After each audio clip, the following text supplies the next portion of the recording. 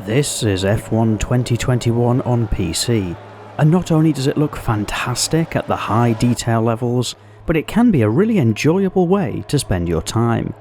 If you followed the actual Formula 1 season last year, you'll know that not only was there some great racing, but also some high drama to accompany it.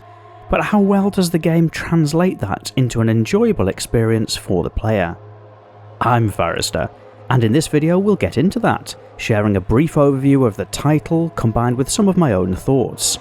I'll freely admit that I'm not yet the best sim driver, but I'm really enjoying the experience and slowly improving as time goes on, so hopefully you might find the perspective interesting at the very least.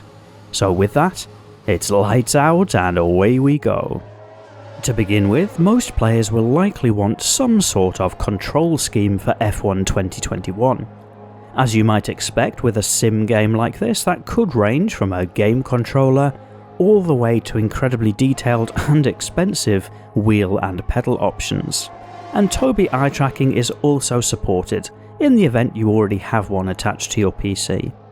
In my experience, a decent driver can be fairly competitive with just an Xbox controller or similar, able to get most of the performance out of the car with pure skill alone. But I've mostly been playing with a consumer-grade racing wheel and pedals, which is a whole new level of immersion. And a lot of the top players will use some very high-end racing hardware. That said, this is a game that rewards skill, so what's more important is how you drive rather than what you use.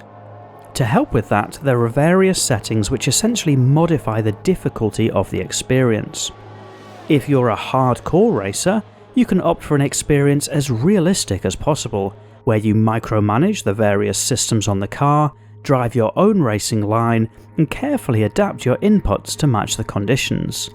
If, like me, you're starting out as a relative novice, there are varying degrees of assists that can help you, such that even the least capable driver can still get on and get some enjoyment from the game.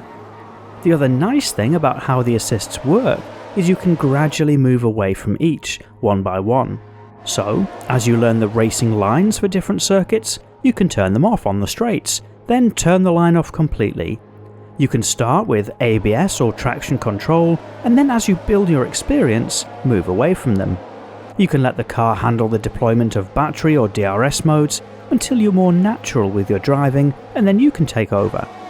Many sim games have a high barrier to entry, which is that initial level of skill, and how F1 2021 handles that to welcome you to the game, whilst also offering the deep, immersive, no compromises experience for those who want it, is commendable. As you might expect, F1 enthusiasts will recognise a number of drivers and circuits from the F1 calendar. That means you develop and use your knowledge of the different tracks in said racing calendar.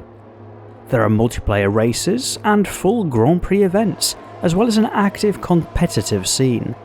But outside of that, there are solo and cooperative career modes, as well as an interactive story-driven mode, so you can really delve as deeply as you feel comfortable.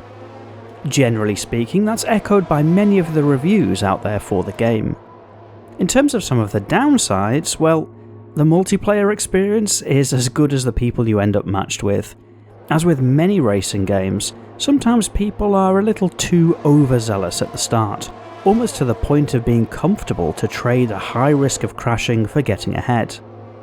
And if it's at full price, it is a very expensive game, so it took me a long while of waiting for a decent sale to pick it up. But all in all, it's been a really interesting experience so far.